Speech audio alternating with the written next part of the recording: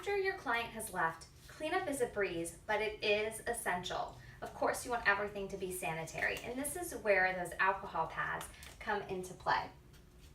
After you've thrown away everything that's disposable, your items left still need to be sanitized.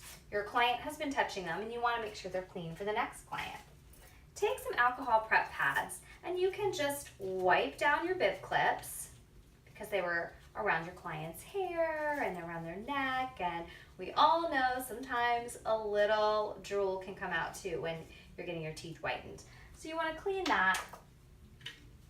I always like to just rub an alcohol prep pad along the nose rim and the earpiece of the glasses just to make sure, and anything else that a client would have touched.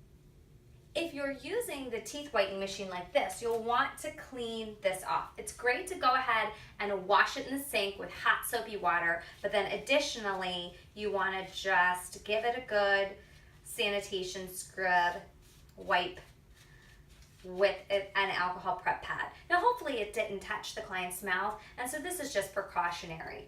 But while I have the prep pad in my hand, I'm just gonna go ahead and wipe this down just in case.